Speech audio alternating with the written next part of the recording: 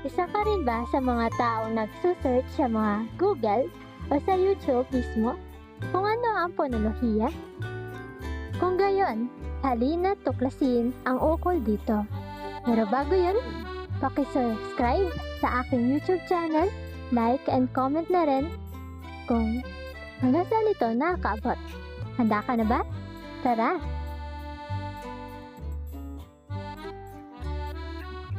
Ayon sa aklat ng Palatunugan, ang ponolohiya ay ukol sa magham na pag-aaral ng mga tunog. Samantalang ang pinakamaliit na unit ng tunog ay tinatawag namang phonema. At ito nga ay nahati sa dalawang uri. Ang una na dyan ay ang phonemang segmental at phonemang suprasegmental. Ano-ano nga ba ang mga ito? Tara, atin pa itong palalimin ang ating kaalaman ukol dito.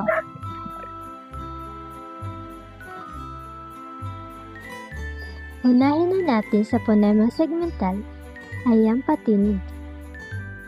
Ito ay inuuri sa posisyon ng dila. Meron tayong mataas, gitna, mababa, harap, sentral, at likod. Nakikita niyo sa chart ang pwesto ng ating mga patinig. Ito ang A, E, I, O, U.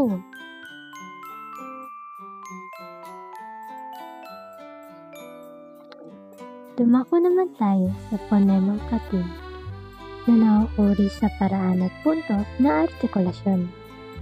Ang paraan na artikulasyon ay kung paano lumalabas ang hangin samantalang ang punto ay kung saan nagtatagpo ang bahagi ng mga bibig. Narito ang chart. Sa paraan meron tayong pasara na ba, ta, da, ga, ga, at timpit na tunog. Samantalang sa pailong, meron naman tayong n, ani, at nga. Pangatlo ay ang pasutsot, s, h. Sunod ay ang pagilid na nag-iisang l. Sunod dito ay ang pangatal, r.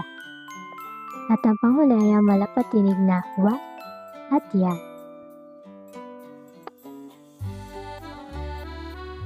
Sunod naman ay ang kung saan o ang punto ng artikulasyon. Ito ay kung saan nagtatakbo ang bahagi ng ating bibig.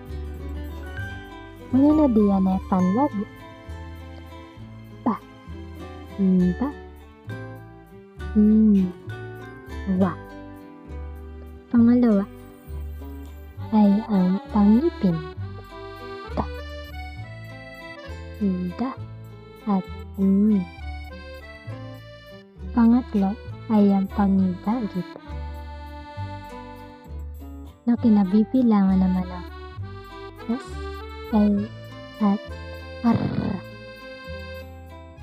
Sumunod naman dito ay ang alangala na merong matigas na alangala at tinatawag na palatal na merong ya. At ang malamot ng alangala o velar ay merong ka, ga, at nga. Sumunod dito ay ang panlalamunan na H. At ang panghuli ay ang glottal o impit na tunog.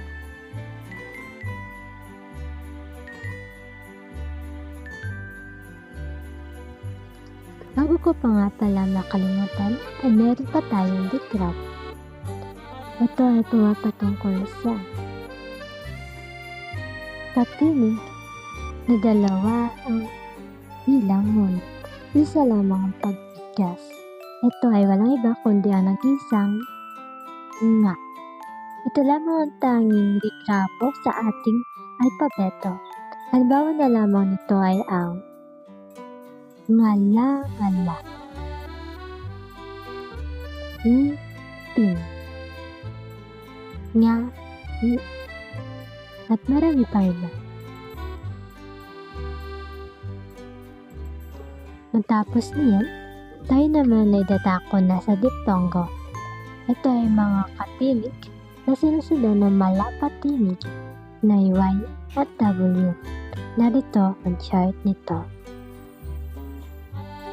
Ayon sa posisyon ng dila, meron tayong mataas, gitna, mababa, harap, sentral at likod.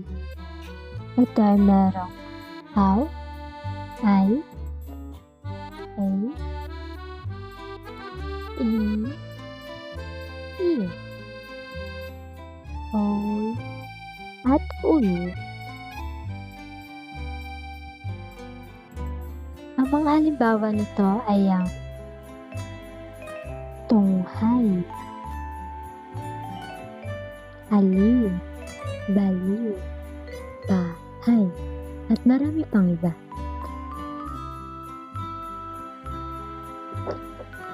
Sumunod naman diyan na yung cluster. Ito ay kambal katinig na nangangahulugang magkakabit na dalawang magkaibang katinig sa isang pantig. Narito ang mga halimbawa. Mula sa sarili niyang tawag na cluster. Magkadikit ang katinig na K at L. Sunod ay ang braso, B at R. Globo, G at L. Classroom, K at L. Kung kayo'y maglulumihanan sa salitang antok, magkaiba sila ng bigkas, an at tok. Hindi sila magkasunod. Nasa loob na isang pantig. Kung pwede rin klase, K at L, kala, magkaisa. Kasama sila sa isang pantig. Pero ang an at tok, magkabukod. So, hindi siya sakop ng cluster. Hindi siya masabing cluster. Bukod pa roon, meron din naman tayong pares minimal na mga salitang magkakasing tunog, ngunit magkaiba ang kahulugan. Katulad na lamang ng mesa, misa. O di kaya meron din naman parehas sila, pero binabago lang ilang mga katinig tulad ng bala, pala, taktak, saksak, at marami pang iba. Kabaliktaran naman ito ng ponemang malayong nagpapalitan, kung saan magkapara sila ng kahulugan, ngunit magkaiba kung paano ito bigkasin, tulad na lamang ng babae, babae. Kaya pares din naman sila na uri ng kasarian na pamabait. Ano? Sunod pa rito ay ang lalaki, lalaki.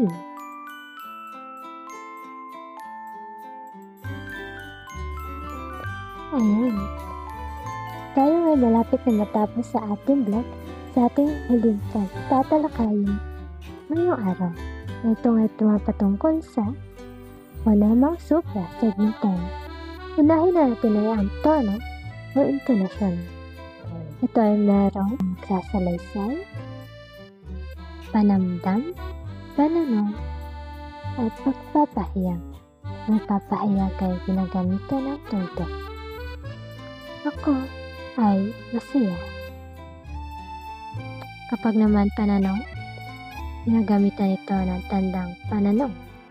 Ako ay masaya.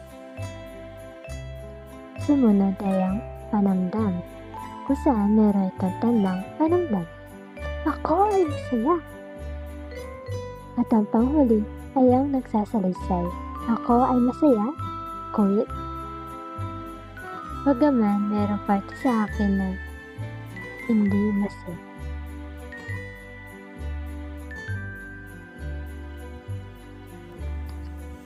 Nahirapan na ba kayo? O kumunot ang inyong mga noo sa ating unang tinalakay? Kung gayon, meron pang mas kagugulo na inyong mundo. Ito ay ang diin. Umpisahan natin sa salitang buhay. Buhay. pako.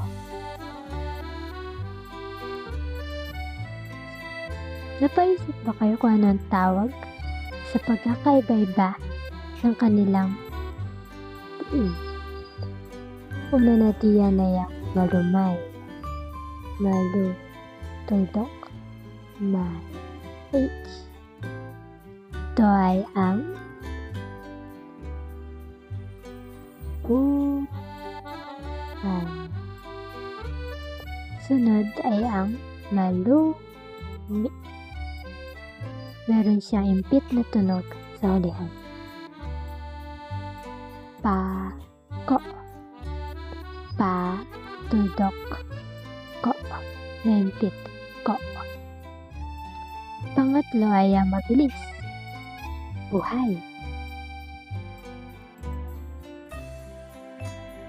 At ang maragsa ay ang meron din impit na tunog katulad na lang na pako.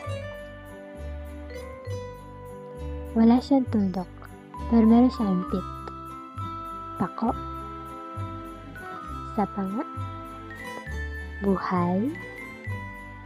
Mabilis. Buhay. Malumay. Pako. Ko. Malumay. Pako. Yun ay ang maragsa. Naunawaan? Kaya nyo. Malapit na tayo matapos. Sunod naman ay lumako tayo sa haba. Ito naman ay ginagamitan ng anong tawag sa ganang tuldok na yan? Ginagamit yan madalas sa mga oras. Ito ay ang tinatawag na tutuldok. Nagamit tayo ng tutuldok pagkatapos ng salita at tapos ng bigkas. Tingin natin ay mahal ang bigkas. Natulad na lang ba.